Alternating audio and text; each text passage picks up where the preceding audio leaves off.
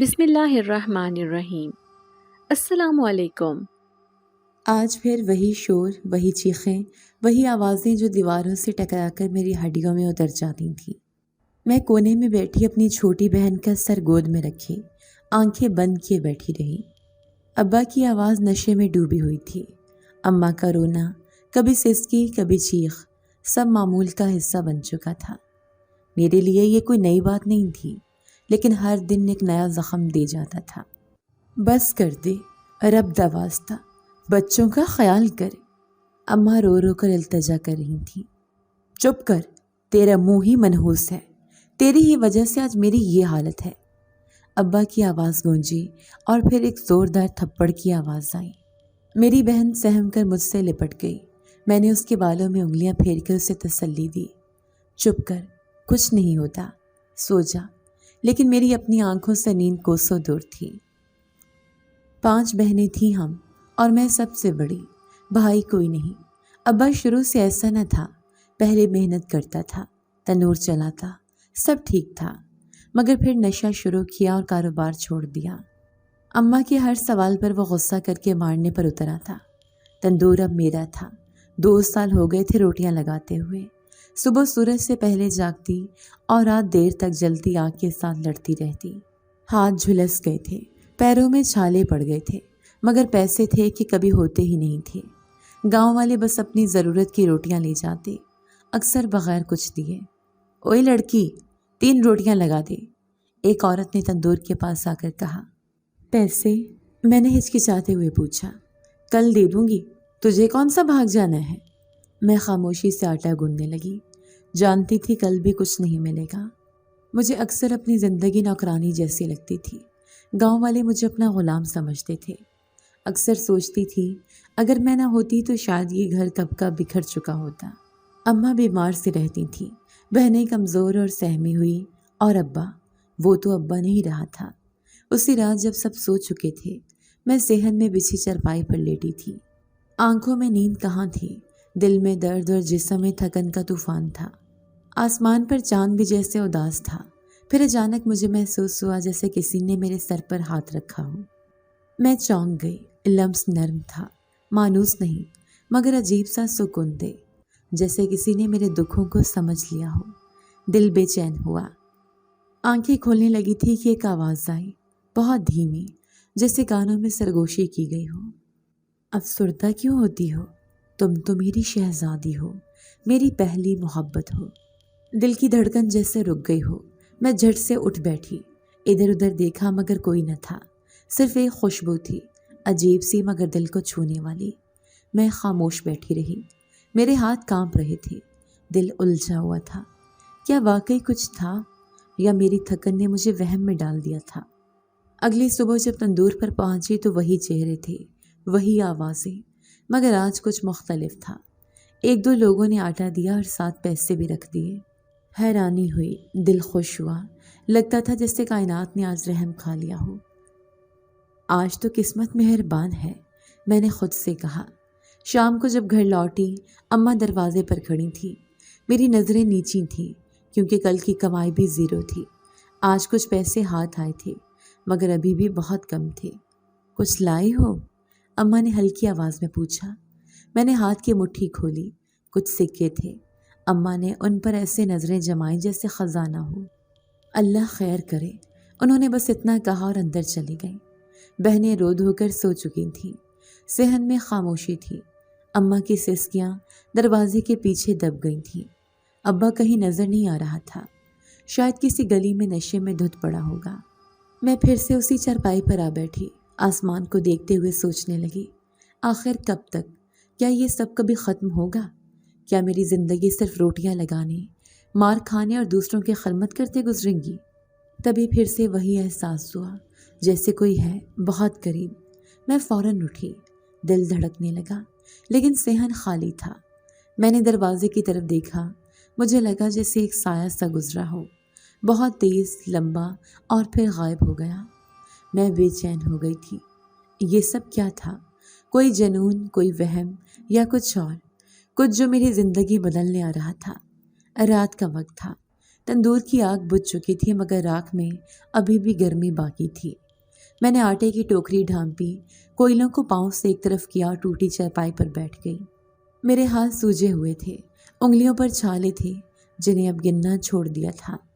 ارد گرد مکمل خاموشی تھی، صرف دور کہیں کتے کے بھونکنے کی آواز آ رہی تھی۔ میں نے گردن پیچھے ٹکائی اور آسمان کو دیکھا۔ چاند آدھا تھا، جیسے کسی نے کتر لیا ہو۔ اسی لمحے مجھے محسوس ہوا کہ میرے بالوں میں کسی نے انگلیاں پھیر دی ہوں۔ میں چونکی مگر ہلی نہیں۔ پھر ایک ہلکی سی تھپکی میرے سر پر پڑی۔ میں نے ایک جھٹکے سے آنکھیں کھول دیں اور اٹھ کر چاروں طرف دیکھا۔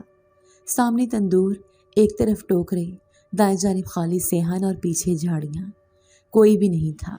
میں دھیرے سے اٹھی، قدموں سے مٹی جھاڑی اور تندور کے پیچھے جھانکا۔ سناٹا تھا۔ دل زور زور سے دھڑک رہا تھا۔ میں نے دوبارہ پیچھے مڑ کر دیکھا۔ وہاں کچھ نہ تھا مگر ایک خوشبو بہت ہلکی اور الگ سی میرے کپڑوں میں بس چکی تھی۔ وہ نہ مٹی کی خوشبو تھی نہ کسی عام خوشبو کی، بس عجیب سی، اپنی سی۔ میں نے سونگھنے کی کوشش کی لیکن وہ لمحہ لمحہ مدھم ہو رہی تھی۔ کون تھا؟ میرے لبوں سے آہستہ سا سوال نکلا مگر جواب ندارت۔ میں نے خود کو تسلی دی، تھکن ہوگی، سوتی کم ہونا، وہم ہوا ہوگا۔ پھر میں نے وہیں ایک کونے میں بیٹھ کر کمبل اوڑھ لیا۔ سونا مشکل تھا لیکن جسم تھکا ہوا تھا۔ آنکھیں کب بند ہوئی پتہ نہ چلا۔ صبح تندور پر پہنچی تو پہلا گاہک عبد المالک تھا۔ وہ ہمیشہ ادھار پر آتا، 2-4 روٹیاں لیتا اور چلا جاتا۔ آج 5 لگانا، مہمان آئے ہیں، اس نے کہا۔ مالک، پہلے والے پیسے؟ میں نے ہمت کرتے ہوئے پوچھا۔ وہ رک گیا، گھور کر دیکھا، پھر جیب سے 5 روپے نکالے اور میرے ہاتھ پر رکھ دیے۔ میں حیران رہ گئی۔ وہ پہلی بار پیسے دے رہا تھا لیکن میں نے کچھ نہ کہا، بس روٹی لگانے لگی۔ دن بھر عجیب سا سکون رہا، کوئی چیخ نہ چلاہٹ، گاہک کم اور پیسے زیادہ۔ کچھ لوگ تو شکر گزاری سے بھی بات کر رہے تھے۔ دوپہر میں جب گرمی بڑھ گئی تھی میں نے تندور کے پیچھے جا کر پانی پیا، پھر درخت کے نیچے بیٹھ گئی۔ تبھی ایک لڑکا جو اکثر میرے پاس آتا تھا میرے سامنے آ کھڑا ہوا۔ آج تائی نے بھیجا ہے، 4 روٹیاں لگوا دو اور یہ لو پیسے۔ میں نے پیسے لیے اور پوچھا، آج سب اتنے اچھے کیوں ہو گئے ہیں؟ وہ ہنسنے لگا۔ کہتے ہیں جو نیک لوگ ہوتے ہیں ان کی دعائیں اثر دکھاتی ہیں، شاید تمہاری دعا لگ گئی۔ میں کچھ لمحے چپ رہی۔ نیک؟ میں؟ میرے اندر تو بس زخم ہے، مگر میں نے مسکرا کر سر ہلا دیا۔ رات کو پھر وہی جگہ، وہی چارپائی، لیکن آج نیند نہیں آ رہی تھی۔ میں مسلسل اس خوشبو کے بارے میں سوچ رہی تھی۔ ذہن میں وہ لمس اب بھی زندہ تھا۔ میں نے آہستہ سے آنکھیں بند کی۔ کچھ پل گزرے تھے کہ ایک بار پھر وہی نرم لمس میرے ماتھے پر محسوس ہوا۔ میں نے فوراً آنکھیں کھولی مگر اس بار مجھے لگا جیسے کوئی میرے سامنے کھڑا ہے، دھندلا سا سایہ، لمبا اور گرد و نواح سے مختلف۔ میں اٹھنے ہی والی تھی کہ وہ ایک دم سے غائب ہو گیا۔ میں نے اپنے بازو آپس میں لپیٹے اور تیزی سے گھر کی طرف چل دی۔ قدم بوجھل تھے، دل دھڑک رہا تھا۔ راستے میں ایک کوا پیڑ سے اڑا، میں چونک گئی۔ ہر آواز زیادہ سنائی دینے لگی تھی۔ گھر پہنچی تو اماں صحن میں چارپائی پر لیٹی تھیں، ان کی آنکھیں کھلی تھیں۔ آ گئی؟ دیر ہو گئی آج، انہوں نے کہا۔ جی، گاہک زیادہ تھے، میں نے جھوٹ بولا۔ انہوں نے میری طرف دیکھا جیسے کچھ سمجھ گئی ہوں لیکن کچھ نہ کہا۔ میں اپنے کمرے میں آئی، چھوٹی بہن سو چکی تھی۔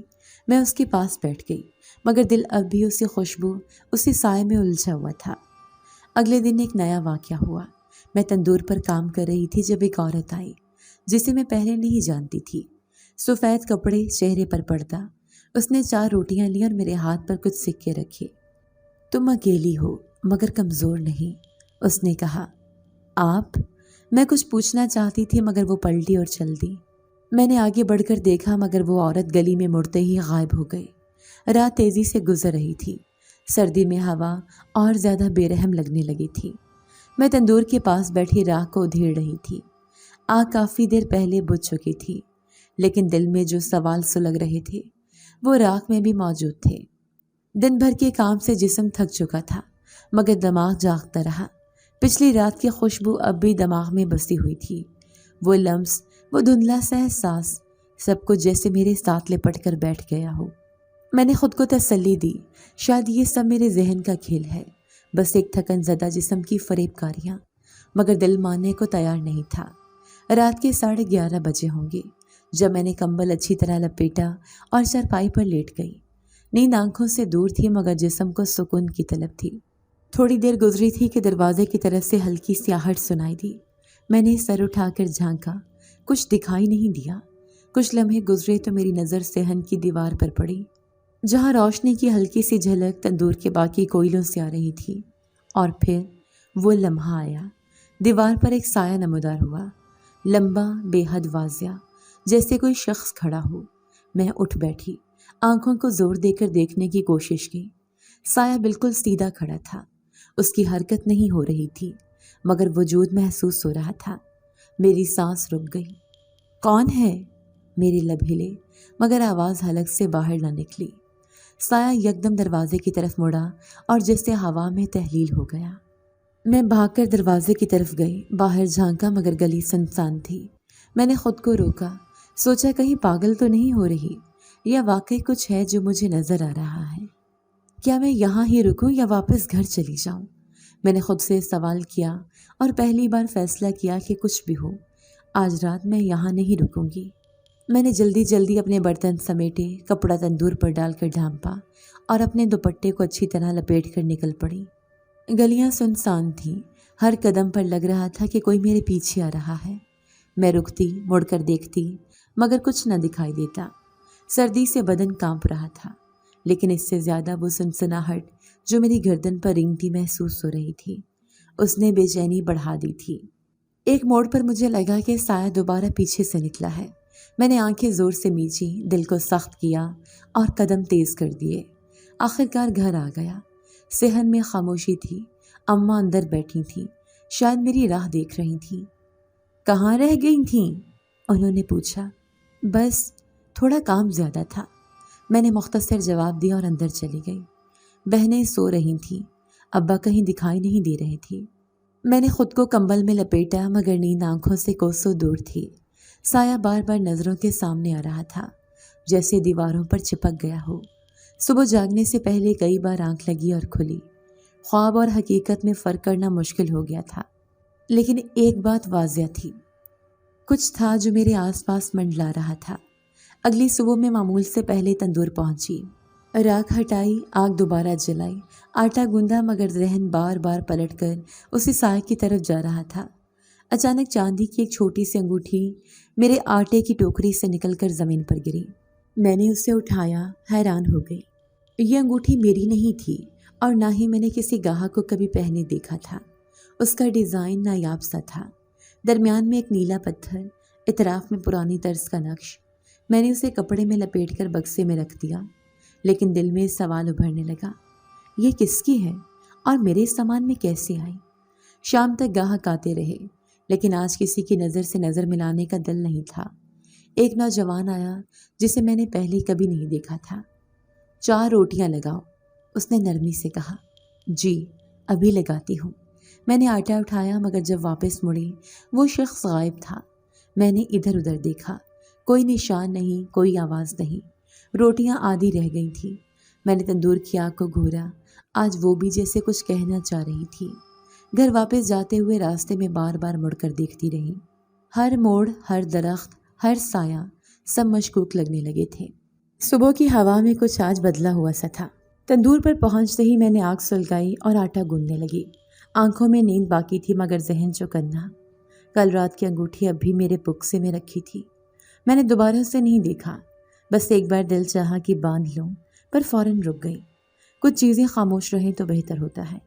پہلا گاہک آیا، وہی عبد المالک جو ہمیشہ جھجکتا تھا۔ 4 روٹیاں لگا دے، اس نے کہا اور جیب سے 20 کا نوٹ نکال کر میرے سامنے رکھ دیا۔ میں نے آنکھیں پھیلا کر اسے دیکھا۔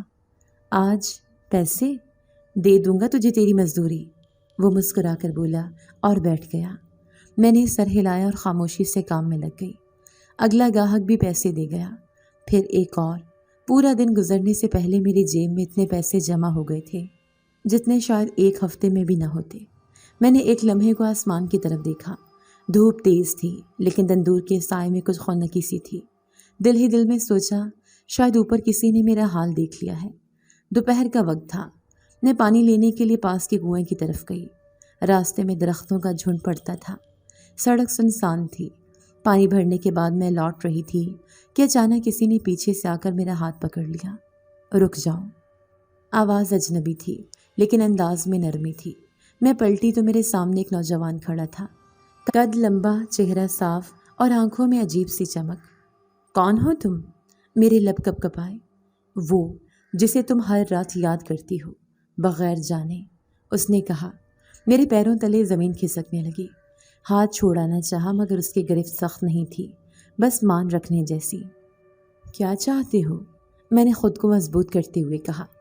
सिर्फ इतना कि तुम जान लो तुम तन्हा नहीं हो। मैं हर लम्हा तुम्हारे आस पास हूँ। तुम्हारी तकलीफ़ें मेरे दिल पर लकीर बन चुकी हैं। मैंने हाथ झटक कर पीछे हटना चाहा लेकिन अचानक आवाज़ आई। क्या कर रहे हो यहाँ? हम दोनों ने एक साथ मुड़कर देखा। गांव का चौधरी अपने 2 आदमियों के साथ खड़ा था। उसके माथे पर बल और आंखों में गुस्सा था। नौजवान की आंखों में लम्हा भर के लिए खामोशी फैल गई, जैसे वो कुछ जानता हो। कौन है ये?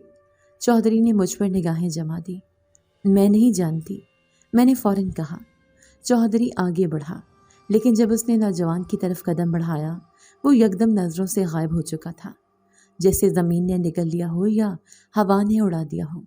चौधरी ठटक गया, फिर मुझे घूर कर बोला, गांव की इज्जत संभाल कर रख, ज़्यादा आज़ाद ना हो जाना। मैंने सर झुका लिया। दिल ज़ोर ज़ोर से धड़क रहा था। मैं वहाँ से तेज़ी से चल दी, पीछे मुड़कर नहीं देखा। तंदूर पर पहुँची तो सब कुछ पहले जैसा था, लेकिन दिल में एक हलचल मच गई थी। वो कौन था, कैसे आया और उससे बढ़कर चौधरी के सामने इस तरह गायब हो जाना, ये सब मामूली बातें नहीं थी। काम ख़त्म करने के बाद मैंने आज हिसाब जोड़ा। पहली बार मेरा थैला भरा हुआ था। आटे के साथ पैसों का वज़न भी महसूस हो रहा था। मैंने सोचा आज अम्मा को कुछ राशन ला कर दूँगी, बहनों के लिए गर्म कपड़े भी देखूँगी। रास्ते में दुकान से चीनी, आटा, चावल और थोड़े से कपड़े ख़रीदे। दुकानदार ने हैरत से पूछा, आज बड़ी ख़रीदार लग रही हो, लॉटरी लग गई क्या?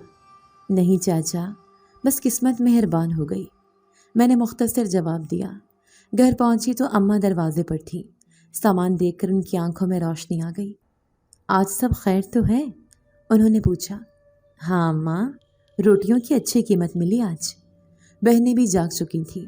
उन्होंने नई चादर देखकर खुशी से शोर मचाया। मैंने छोटी बहन को चादर ओढ़ाई तो उसने मुझे गले लगा लिया। सुबह के वक्त गांव में गैर मामूली खामोशी थी। आम दिनों में जो गलियां गालियां, बच्चों के शोर या मुर्गियों की लड़ाइयों से गूंजती थी, आज सुनसान थी। मैं तंदूर की तरफ जाने ही वाली थी कि अम्मा ने हाथ से रोका। आज न जा, कुछ ठीक नहीं लग रहा। उन्होंने आहिस्ता आवाज़ में कहा। अम्मा, काम तो करना है ना, कल जितना राशन लाई थी वो ख़त्म होने वाला है। अम्मा ने कुछ कहना चाहा मगर चुप हो गई। उनकी आंखें कुछ और कह रही थीं। मैं निकली तो गली के कोने पर ही 4 मर्द खड़े थे। सबके चेहरे संजीदा थे। मैंने कदम तेज़ किए मगर वो मुझे देखकर चुप हो गए। एक दूसरे की तरफ अजीब नज़रों से देखा, मैंने नज़रअंदाज किया। तंदूर के पास पहुंची तो वहाँ एक मजमा खड़ा था। कुछ औरतें, कुछ मर्द। मेरे पहुंचने पर जैसे सबने बैक वक्त पलटकर मेरी तरफ देखा। यही है वो लड़की, एक भारी आवाज़ आई और फिर चौधरी साहब सामने आ गए। गांव के बुजुर्गों ने फैसला किया है कि आज पंचायत बैठेगी और फैसला होगा कि इज्जत बचाई जाए या छोड़ दी जाए। मैं साकत खड़ी रह गई। मेरे हाथों में आटा था, दिल में खौफ और सामने गांव के वो लोग जिनके घरों में मैंने बरसों से रोटियां लगाई थीं। किस बात का इल्ज़ाम है मुझे? मैंने लरजती आवाज़ में पूछा। चौधरी ने बुलंद आवाज़ में कहा, कल जिस अजनबी के साथ तुम खड़ी थीं, सब ने देखा है। हाथ पकड़ा हुआ था तुम्हारा। ये गांव है, शहर नहीं, जहां जो चाहे कर लो। एक बूढ़ी औरत बोली। हमने अपनी बेटियों को इससे दूर कर दिया है, बदअसर डालेगी सब पर। एक और आवाज़ आई। हमारी बच्चियों को सिखाया जा रहा है कि अकेली लड़की भी मर्दों को घेर सकती है। मैंने सबके चेहरों पर नज़रें दौड़ाईं, कहीं हैरत, कहीं गुस्सा, कहीं सिर्फ तमाशा देखने का शौक, लेकिन सबकी आंखों में सवाल थे और मेरे पास कोई जवाब नहीं। तुम कुछ कहोगी? चौधरी ने मुझसे पूछा। मैंने कुछ नहीं कहा। वो कौन था, कहाँ से आया? میں نے کچھ نہیں کیا۔ وہ کون تھا، کہاں سے آیا، مجھے نہیں پتا۔ میں نے خود کو بچایا، اس کا ہاتھ جھٹک دیا تھا۔ جھٹک دیا تھا؟ سب نے دیکھا تم خاموش کھڑی تھی۔ یہ تمہارا قصور ہے، وہ چلایا۔ تبھی اماں لوگوں کا ہجوم چیرتی ہوئی آگے بڑھیں۔ میری بچی ایسا نہیں کر سکتی، تم سب اسے جانتے ہو۔ جس دن سے ہوش سنبھالا ہے تندور پر روٹیاں لگا رہی ہے۔ تم میں سے کس کے دروازے پر اس نے ہاتھ نہیں پھیلایا؟ چودھری نے طنز بھری ہنسی کے ساتھ کہا، کسی کا احسان ماننا اور عزت بچانا دو الگ باتیں ہیں۔ ہم اپنی عزت پر کوئی دھبا برداشت نہیں کریں گے۔ اور تم کہاں ہو؟ اچانک کسی نے کہا اور سب کی نظریں ہجوم کی ایک طرف گئیں۔ ابا نشے میں لڑکھڑاتے ہوئے سامنے آئے، کپڑے گرد آلود، آنکھیں سرخ، زبان لڑکھڑا رہی تھی۔ یہ لڑکی، اس کی ماں بھی ایسی ہی تھی، دن رات مجھے تانا دیتی تھی۔ اب دیکھ لو، بیٹی ماں سے 2 قدم آگے نکل گئی۔ جلا دو اسے، ایسے ہی ٹھیک ہوگا۔ میرے کانوں نے جو سنا وہ ناقابل یقین تھا۔ باپ جو کبھی سایہ تھا آج آگ کا شعلہ بن گیا تھا۔ ہجوم میں خسر پسر شروع ہو گئی۔ کچھ لوگوں کے چہرے جھک گئے، کچھ نے افسوس سے دیکھا، مگر بولے کوئی نہیں۔ چودھری نے باہیں کھول کر اعلان کیا، ہم نے فیصلہ کر لیا ہے، ایسی لڑکی کے لیے تندور ہی مناسب ہے۔ جہاں سے عزت نہیں بچی وہاں جسم کا ہونا بھی ضروری نہیں۔ 2 آدمی میرے بازو پکڑنے کو آگے بڑھے۔ میں نے ایک بار اماں کی طرف دیکھا، وہ چیخ مار کر زمین پر گر گئی۔ میری بچی کو کچھ نہ کرنا، خدا کا واسطہ۔ لیکن پنچایت کا شور، چودھری کے حکم اور گاؤں کی خاموش رضامندی سب کچھ دبا گئی۔ میرے ہاتھوں سے آٹے کی خوشبو جاتی رہی، آنکھوں کے سامنے اندھیرا چھانے لگا۔ میں اپنے پیروں پر چلتے ہوئے لے جائی جا رہی تھی۔ تندور کا دہکتا دہانا میرے سامنے تھا۔ میرے قدم تندور کی دہلیز پر آ چکے تھے۔ ایک لمحے کو روشنی میری آنکھوں میں چبھنے لگی۔ میں نے آنکھیں بند کر لی، گرم ہوا میرے چہرے سے ٹکرائی۔ پھر ایک لمحہ ایسا آیا کہ جسم نے زمین کو چھوڑا اور میں اندر چلی گئی۔ کوئی چیخ نہ نکلی، نہ کوئی شور سنائی دیا، صرف خاموشی عجیب اور گہری۔ جب آنکھ کھولی نہ آگ تھی نہ راکھ۔ میرے نیچے فرش تھا جو کسی قیمتی سنگ مرمر کا بنا ہوا تھا۔ اوپر ایک اونچی چھت رنگ برنگی شیشوں سے سجی، دیواروں پر سنہرے نقش، ارد گرد روشنیوں کا حالہ۔ میں ایک جھٹکے سے اٹھی، مگر میرے جسم پر نہ کوئی جلن تھی نہ کپڑے جلے ہوئے تھے۔ میں نے خود کو چھوا، سب کچھ ٹھیک تھا، پر یہ جگہ، یہ تندور تو نہ تھی۔ آہٹ ہوئی۔ سامنے وہی نوجوان نمودار ہوا جس نے میرا ہاتھ تھاما تھا۔ سفید لباس، کندھے پر چادر، آنکھوں میں ایک عجیب سا سکون۔ وہ مسکرا رہا تھا۔ تم نے مجھے بچایا؟ میں نے بے یقینی سے پوچھا۔ میں نے نہیں، وقت نے تمہیں وہ مقام دیا جو تمہیں ہمیشہ سے ملنا تھا۔ یہ سب کیا ہے؟ میں کہاں ہوں؟ جہاں تمہیں ہونا چاہیے تھا، برسوں سے، اس نے آہستہ سے کہا اور میرے قریب آ گیا۔ میں زندہ ہوں؟ ہاں، اور محفوظ۔ میں نے ارد گرد دیکھا، وہاں خادموں جیسے لوگ موجود تھے، سب کی نظریں جھکی ہوئی تھیں۔ ایک خادمہ میرے قریب آئی اور ایک چادر میرے کندھوں پر رکھ دی۔ یہ سب خواب لگ رہا ہے۔ خواب ہوتا تو تم تندور کی راکھ میں دفن ہوتی، اس نے سنجیدگی سے کہا۔ کون ہو تم؟ میں نے پوچھا، پیچھے ہٹتے ہوئے۔ میرا نام ہمایوں ہے، میں جن زادہ ہوں۔ تمہارے تندور کے نیچے، تمہارے گاؤں کی پرانی زمین کے نیچے ہماری بستی ہے۔ برسوں سے تمہیں دیکھتا رہا ہوں، تمہارا دکھ، تمہاری محنت، تمہاری خاموشی، سب کچھ۔ جن زادہ؟ میری آواز بھر آ گئی۔ ہاں، ہمارے قبیلے کے اصول سخت ہیں، ہمیں انسانوں سے دور رہنے کی ہدایت ہے، مگر میں تم پر نظر رکھے رہا، بس دور سے، کبھی تمہیں روتے دیکھا، کبھی ہنستے۔ تمہارے جذبوں نے میری خاموشی توڑ دی۔ میں نے سر جھکا لیا۔ ایک لمحہ لگا، لیکن وہ سب کچھ جیسے سمجھ میں آنے لگا تھا۔ وہ خوشبو، وہ سایہ، وہ لمس، سب کچھ۔ تو تم نے ہی انگوٹھی بھی رکھی تھی؟ ہاں، وہ میری نشانی تھی، ایک رابطہ۔ میں نہیں چاہتا تھا تم اکیلی رہو۔ میں نے اس کے چہرے کی طرف دیکھا، وہاں کوئی چالاکی نہ تھی، صرف سچائی۔ لیکن گاؤں، میرے اماں، میری بہنیں، وہ کیا سوچیں گے؟ وقت کے ساتھ سب بدل جائے گا۔ تمہارے لیے ابھی یہ جاننا ضروری ہے کہ تم اکیلی نہیں ہو، اور جہاں تم اب ہو وہاں کوئی تمہیں مار نہیں سکتا۔ وہ مجھے ایک راہداری کی طرف لے گیا۔ لمبے ستونوں کے درمیان سے ہم گزرے۔ روشنی، پانی کی آوازیں، پرندوں کی چہچہاہٹ، سب کچھ فطرت سے قریب مگر حقیقت سے دور۔ یہ سب تمہارا ہے، تمہارا مقام، تمہاری دنیا، لیکن میں تو ایک عام لڑکی ہوں۔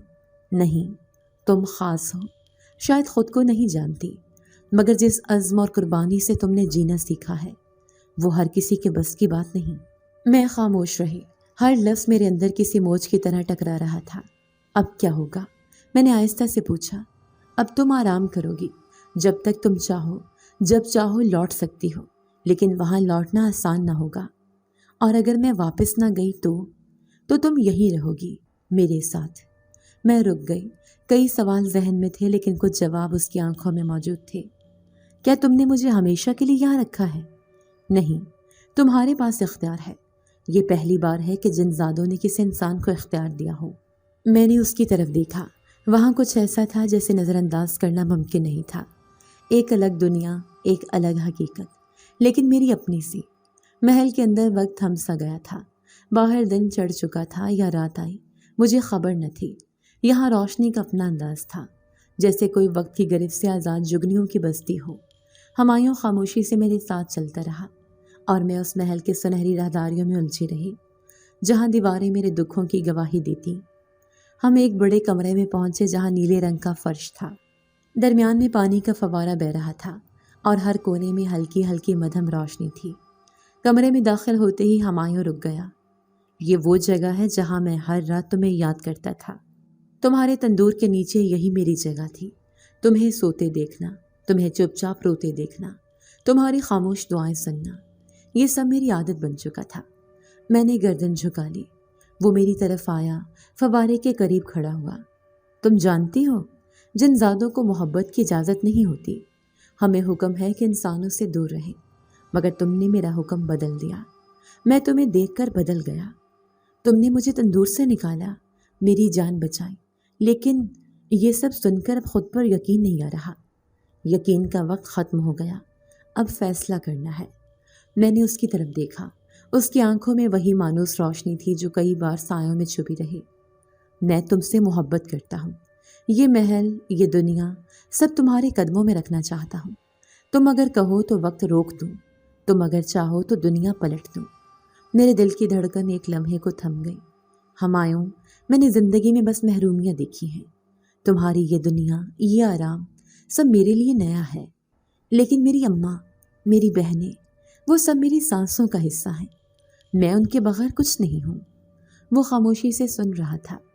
اگر تم سچ میں مجھے چاہتے ہو تو میرے ساتھ ان سب کو بھی محفوظ کرنا ہوگا، ورنہ میری ہاں میرے دل سے نہیں نکلے گی۔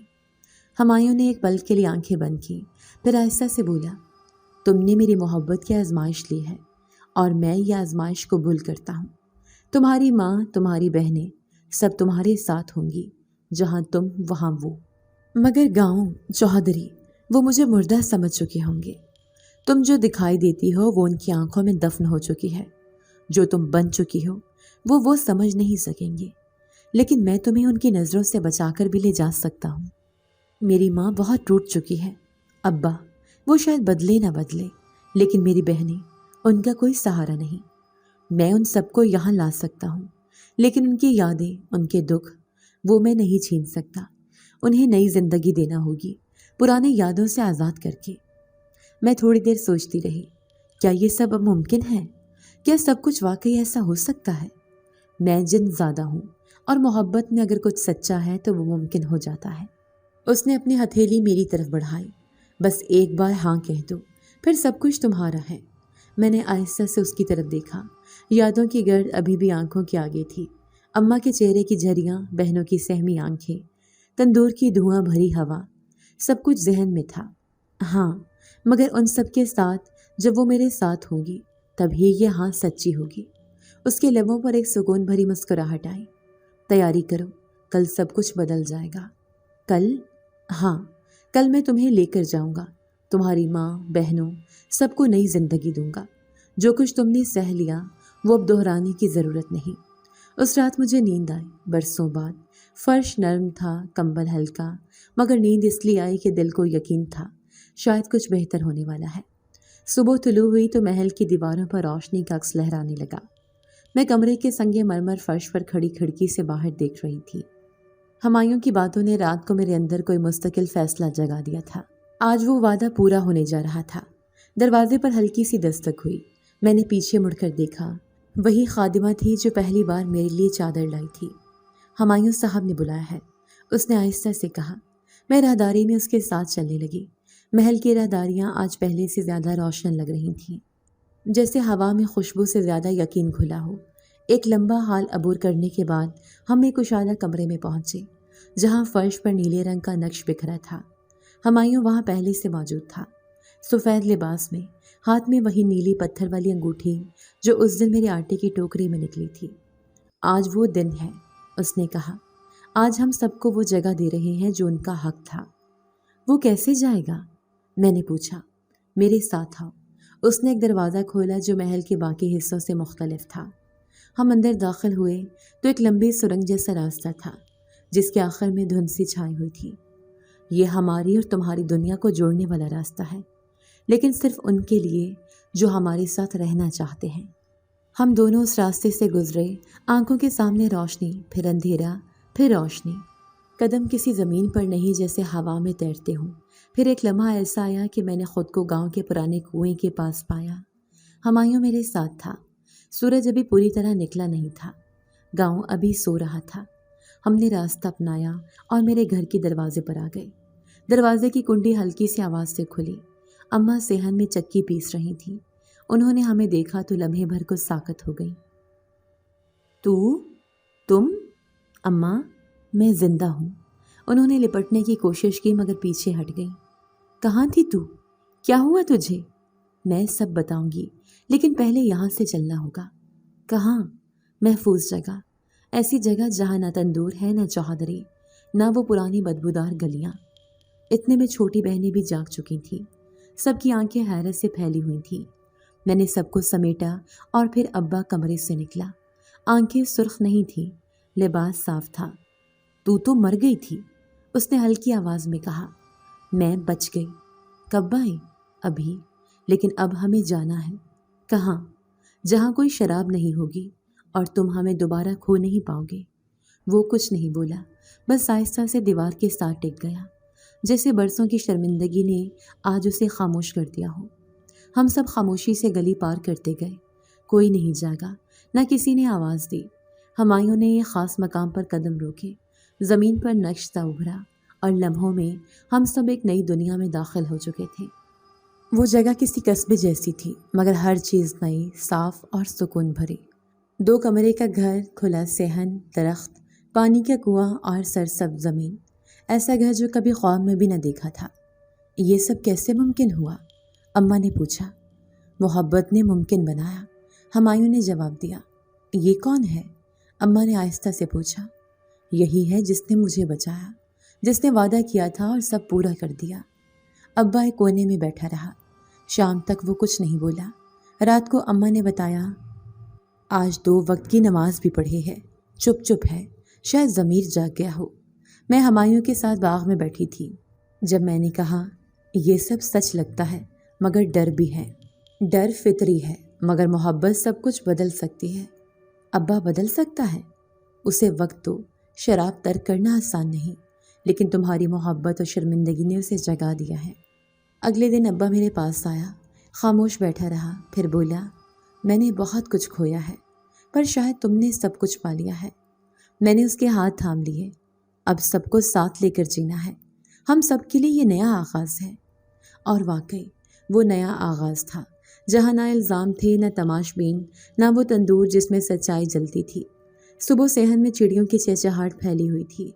ہوا میں ہلکی نمی تھی، مگر ذہن میں جو سوال اتر رہے تھے وہ گہرے اور خشک تھے۔ اماں مٹی کے برتن دھو رہی تھیں، بہنیں باغ میں کھیل رہی تھیں، اور ابا درخت کے نیچے قرآن مجید کے صفحات پلٹ رہے تھے۔ ایک مکمل تصویر تھی، جیسی میں نے کبھی نہ دیکھی تھی، لیکن اس تصویر میں ایک کونا بھی خالی تھا، میرا سچ۔ میں کمرے کے دروازے پر کھڑی ہو گئی۔ ہمایوں تھوڑی دور بیٹھا کسی خادم سے بات کر رہا تھا۔ میں نے اماں کو آواز دی، ذرا بات کرنی ہے، اکیلے میں۔ اماں نے میرے چہرے کو غور سے دیکھا، پھر اپنا کام چھوڑ کر اندر آ گئی۔ ان کے پیچھے ابا بھی آ گئے۔ خیریت ہے؟ ابا نے پوچھا، جو اب ہر بات آہستگی سے کہنے لگے تھے۔ ایک بات بتانی ہے جو آپ دونوں کے لیے شاید آسان نہ ہو، لیکن اب وقت آ گیا ہے۔ اماں نے آہستہ سے سر ہلایا۔ ابا نے ہاتھوں کی انگلیاں ایک دوسرے میں پھنسا لیں۔ میں ہمایوں سے شادی کرنا چاہتی ہوں۔ کمرے میں خاموشی چھا گئی۔ اماں کی آنکھیں چند لمحے کے لیے ساکت ہو گئیں اور ابا کی سانس جیسے رک سی گئی۔ شادی؟ ابا نے دہرایا۔ ہاں۔ کیا تم جانتی ہو وہ کون ہے؟ وہ کوئی عام انسان نہیں۔ اماں کی آواز بھاری ہو گئی۔ جانتی ہوں، وہ جن زادہ ہے۔ یہ سننا تھا کہ ابا نے کرسی سے اٹھ کر کمرے کے کونے میں جا کر کھڑکی کے پردے کو کھینچ دیا، جیسے کوئی پریشانی کھڑکی سے باہر جھانک رہی ہو۔ بیٹا، یہ راستے، یہ فیصلے، یہ خوابوں سے نہیں لیے جاتے، اماں نے ہولے سے کہا۔ یہ خواب نہیں، حقیقت ہے۔ ہمایوں وہی ہے جس نے مجھے بچایا، جس نے ہمیں یہ نئی زندگی دی۔ اس کے بغیر میں نہ زندہ ہوتی، نہ تم لوگ یہاں ہوتے۔ ابا نے پیچھے مڑ کر مجھے دیکھا۔ محبت اپنی جگہ، مگر حقیقت بڑی سخت چیز ہے۔ کل کو اگر کچھ ہو گیا تو؟ اگر اس کی دنیا نے تمہیں قبول نہ کیا تو؟ کل اگر کچھ نہ کہا ہوتا تو آج ہم سب زندہ نہ ہوتے۔ جس نے اپنی طاقت سے نہیں، محبت سے سب کچھ بدلا، وہ کل بھی ساتھ کھڑا ہوگا۔ اماں خاموش ہو گئیں۔ ان کے چہرے پر کشمکش کی لکیریں تھیں۔ تم نے اس سے پوچھا؟ کیا وہ تمہیں انسانوں کے درمیان وہی عزت دے سکے گا جو ایک شوہر دیتا ہے؟ ابا نے پوچھا۔ اس نے وعدہ کیا ہے، وہ میرے ساتھ انسانی روپ میں رہے گا، سب کے سامنے۔ وہ کسی سائے میں نہیں چھپے گا۔ کب سے جانتی ہو اسے؟ اماں کی نظریں اب بھی سوال کر رہی تھیں۔ تب سے جب تم سب سو رہے ہوتے تھے اور میں تندور کی آگ کے ساتھ جاگتی تھی۔ وہ تب سے میرے ساتھ ہے، بغیر بولے، بغیر دکھائی دیے، بس خاموشی میں۔ ابا نے ٹھنڈی سانس لی اور کرسی پر واپس آ بیٹھے۔ تو فیصلہ کر لیا تم نے؟ نہیں، فیصلہ آپ کی اجازت سے ہی مکمل ہوگا۔ اماں کچھ لمحے خاموش رہیں، پھر دروازے کی طرف دیکھا جہاں ہمایوں ابھی بھی بیٹھا تھا۔ اسے اندر بلاؤ، ہم خود بات کریں گے۔ میں باہر گئی۔ ہمایوں نے میری آنکھوں کی نمی دیکھی مگر کچھ نہ پوچھا۔ میرے اشارے پر وہ اٹھا اور میرے ساتھ اندر آیا۔ کمرے میں داخل ہوتے ہی اماں نے نظریں جھکا لی۔ ابا نے ہمایوں کو غور سے دیکھا۔ بیٹھو، ابا نے کہا۔ ہمایوں خاموشی سے بیٹھ گیا۔ ہمیں تم سے کچھ سوال ہیں، صاف اور سیدھے، ابا نے کہا۔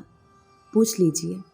کیا تم اسے اس دنیا میں ان لوگوں کے درمیان ویسا ہی تحفظ دے سکتے ہو جیسا ایک شوہر دیتا ہے؟ میں اسے اپنے خاندان کی عزت بنا کر رکھوں گا۔ جو عزت اسے اس کے گاؤں نے نہ دی، وہ میری دنیا دے گی۔ اور اگر تمہارے قبیلے نے تمہیں روکنے کی کوشش کی تو میں ان کے خلاف جاؤں گا۔ وہ وقت گیا جب جنزادے صرف خوف سے پہچانے جاتے تھے۔ آج ہم بھی انتخاب کرتے ہیں۔ ابا نے سر جھکا لیا اور اماں نے پہلی بار اس کی آنکھوں میں دیکھا۔ تمہارے لہجے میں غرور نہیں، یقین ہے، اور یہی بات ہمیں سوچنے پر مجبور کرتی ہے۔ اماں نے دھیرے سے کہا۔ ہمیں وقت دو، ابا نے کہا۔ نیا ہے یہ سب، لیکن دل میں اب وہ ڈر نہیں رہا جو پہلے تھا۔ ہمایوں اٹھا اور آہستہ سے بولا، میں انتظار کروں گا۔ محبت جلد بازی نہیں ہوتی۔ وہ باہر چلا گیا۔ اماں نے میرا ہاتھ پکڑا۔ اگر تم خوش ہو تو ہم بھی خوش ہیں، مگر یہ قدم سچے دل سے اٹھانا، کوئی واپسی نہیں ہوگی۔ نہیں اماں، اب جو ہے وہ میرا ہے۔ کمرے کے باہر ہلکی ہوا چل رہی تھی، مگر اندر جو ہوا چلی تھی وہ کسی نئے موسم کا آغاز تھی۔ گلابی روشنی سے سجی وہ شام باقی سب دنوں سے مختلف تھی۔ ہوا میں مہک تھی، آسمان صاف تھا اور زمین پر وہ چہروں کی رونق تھی جو برسوں کی محرومی کے بعد خوشی کو سمجھنے لگے تھے۔ چھوٹے صحن میں سفید چادر بچھائی گئی تھی اور چاروں طرف دیے جل رہے تھے۔ ہمایوں نے آج عام سا لباس پہنا تھا، سفید کرتا اور ہلکی نیلی شلوار، اور وہ بالکل ویسا لگ رہا تھا جیسے صدیوں سے ہمارے درمیان رہنے والا کوئی انسان۔ نکاح سادگی سے ہوا۔ اماں نے قرآن کے نیچے سے میرا ہاتھ تھام کر باہر نکالا اور ابا نے خود ہمایوں کے کندھے پر ہاتھ رکھ کر دعائیں دی۔ بہنیں خوش تھیں، سب کچھ ان کے لیے خواب جیسا تھا۔ رات کو جب سب مہمان رخصت ہو چکے تھے اور چاند آسمان کی چھت پر خاموشی سے نگرانی کر رہا تھا، تو ہمایوں نے صحن کے درمیان بیٹھ کر مٹی پر انگلی سے دائرہ بنایا۔ یہ دائرہ مکمل ہو چکا ہے، اس نے مجھے دیکھتے ہوئے کہا، اور یہ مکمل زندگی کی شروعات ہے، میں نے جواب دیا۔ اگلی صبح جب میں کچن میں گئی تو ہمایوں پہلے سے چائے بناتا نظر آیا۔ اماں نے کمرے سے جھانکا، ہلکی مسکراہٹ کے ساتھ کہا، جن ہو یا انسان، چائے اچھی بناتا ہے تو داماد اچھا ہی لگتا ہے۔ ہمایوں نے چائے ٹرے میں رکھی اور ابا کے پاس لے گیا۔ ابا نے کپ تھام کر اسے غور سے دیکھا، جیسے وہ اب بھی کبھی کبھار جانچ رہا ہو، مگر نگاہ میں کوئی شک باقی نہ رہا تھا۔ گھر میں نئی خوشبو آنے لگی تھی، بہنوں کی باتوں میں شوخی تھی، اماں کے ہاتھوں کے جنبش میں تیزی، اور ابا کی خاموشی میں وہ نرمی آ گئی تھی جو برسوں سے کہیں دبی ہوئی تھی۔ کچھ ہی مہینوں میں ہمایوں نے ہمارے لیے ایک چھوٹا مگر خوبصورت اسکول بنوایا، جہاں میری 2 بہنیں پڑھانے لگیں، اور گاؤں سے آئی ایک پرانی جان پہچان والی عورت اس کے انچارج بنی۔ ہمایوں کے پاس دولت تھی، وسائل تھے، مگر اس نے کبھی برتری کا دعویٰ نہیں کیا۔ وہ ہمیشہ اپنے آپ کو ہم میں سے ایک کہتا۔ گاؤں سے دور وہ نئی بستی اب گھر بن چکی تھی۔ لوگ ارد گرد کے دیہات سے یہاں آنا چاہتے تھے، کیونکہ یہاں انصاف، امن اور سکون تھا۔ ایک دن اماں نے مجھ سے کہا، پہلے لگتا تھا میری بیٹی نوکرانی بن کے جیے گی، آج لگتا ہے وہ سب کی حاکم ہے، لیکن رحم دل۔ میں نے ان کا ہاتھ تھاما۔ یہ سب ہمایوں کی وجہ سے ممکن ہوا۔ ہمایوں نے خود کو مکمل طور پر انسانی زندگی میں ڈھال لیا تھا۔ نہ وہ غائب ہوتا، نہ کوئی ماورائی حرکت کرتا، بس ایک شوہر، ایک دوست اور ایک رہنما کے طور پر سب کے درمیان موجود رہتا۔ شام کو جب ہم دونوں بیٹھتے تو وہ اکثر کہتا، یہ سب کچھ جو میں نے تمہارے لیے چھوڑا وہ تم سے زیادہ قیمتی نہیں تھا، لیکن تمہیں پا کر سب کچھ واپس مل گیا۔ کبھی دل چاہتا ہے واپس جانے کو اپنی دنیا میں؟ اب تم ہی میری دنیا ہو، واپس جا کر کیا کروں گا؟ وہ سب وہاں پرانا ہو چکا ہے، جیسے تمہارے ماضی کی گلیاں۔ ایک دن چھوٹی بہن کی شادی ہوئی، پورا گاؤں مدعو تھا، حتیٰ کہ وہ عورتیں بھی آئی تھیں جو کبھی مجھے گھورتے ہوئے گزرتی تھیں۔ سب کچھ ایسا ہوا جیسے برسوں کی دراڑیں اب بھرنے لگی ہوں۔ اس دن رات کو میں ہمایوں کے ساتھ چھت پر بیٹھی تھی، نیچے شادی کی رونق تھی، اوپر ستاروں کا سکوت۔ میں نے کہا، پہلے جہاں شور تھا وہاں اب خوشیاں ہیں، اور جہاں سائے تھے وہاں اب چمک ہے۔ ہمایوں نے جواب دیا۔ باقی 2 بہنوں کی شادیاں بھی ہو چکی تھیں، سب اپنی اپنی زندگی میں خوش تھے۔ اماں زیادہ عبادت کرنے لگی تھی اور ابا بچوں کو قرآن پڑھانے لگے تھے۔ ہمایوں اب اکثر لوگوں کے ساتھ زمینوں کی دیکھ بھال میں مصروف رہتا، یا کبھی اسکول میں بچوں کے ساتھ بیٹھ کر ان کے خوابوں کی بات کرتا۔ ایک دن ایک نوجوان لڑکا جسے ہمایوں نے اسکالرشپ پر شہر بھیجوایا تھا واپس آیا۔ وہ ہاتھ میں ایک کتاب لیے سیدھا ہمایوں کے پاس آیا اور بولا، آپ نے ہمیں بدل دیا، ہم اب وہ گاؤں نہیں جو صرف چودھری کے حکم پر چلتا تھا، اب ہم سوچتے ہیں، سوال کرتے ہیں۔ ہمایوں نے اس کا کندھا تھپ تھپایا۔ اگر تم نے سوال کرنا سیکھ لیا تو باقی سب خود ہو جائے گا۔ مجھے اندازہ نہیں تھا کہ ایک جن زادہ جو میری زندگی میں سائے کی طرح آیا تھا، ایک دن اتنا واضح سورج بن جائے گا کہ اس کی روشنی میں پورا گاؤں نہا جائے گا۔ گاؤں کی پرانی گلیوں میں آج کچھ بدلاؤ محسوس ہو رہا تھا۔ وہی در و دیوار، وہی کچے راستے، وہی کنواں، مگر ہوا کا رخ بدلا ہوا تھا۔ کئی سال گزر چکے تھے، لیکن چودھری کی حویلی آج بھی ویسے ہی تھی، سوائے اس کے کہ اب وہ خاموش تھی۔ نہ اس کے دروازے پر بیٹھے نوکر، نہ گلی میں ڈانٹتی آواز۔ ہمایوں اور میں جب گاؤں واپس لوٹے تو سب نے پہلے تو حیرت سے دیکھا، پھر ایک ایک کر کے لوگ سلام کرنے لگے۔ ہم نے مسکرا کر سب کو جواب دیا۔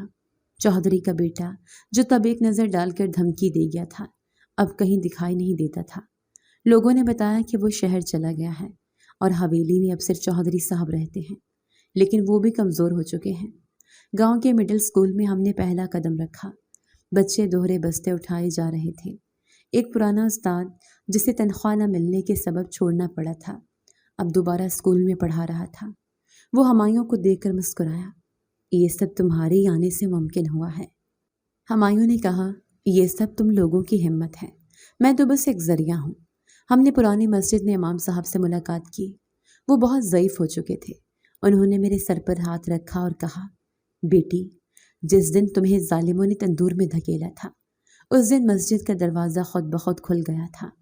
تبھی جان گیا تھا کہ تمہارا رب تمہیں بچائے گا۔ پھر وہ دن آیا جب ہم نے گاؤں میں عوامی اجلاس بلایا۔ پنچایت وہیں میدان میں لگائی گئی جہاں کبھی میرے حق میں کسی نے آواز نہ اٹھائی تھی۔ اس بار ارد گرد سب چہروں میں فیصلہ کرنے کا اختیار تھا، نہ کہ خوف۔ چودھری صاحب کے گھر دعوتی پیغام بھیجا گیا۔ وہ آئے تنہا، ان کے ساتھ نہ کوئی خادم تھا نہ کوئی ہمائی تھی۔ انہوں نے لکڑی کی پرانی چھڑی کے ساتھ میدان تک کا فاصلہ طے کیا۔ اجلاس کی صدارت ابا نے کی، جب خود ایک باوقار بزرگ بن چکے تھے۔ اماں بھی خواتین کے ساتھ ایک طرف بیٹھی۔ میں اور ہمایوں پنڈال کے درمیان بیٹھے۔ چودھری صاحب نے نظریں جھکائے رکھی تھیں۔ ابا نے کہا، آج فیصلہ صرف کسی فرد کے خلاف نہیں، پورے نظام کے خلاف ہے۔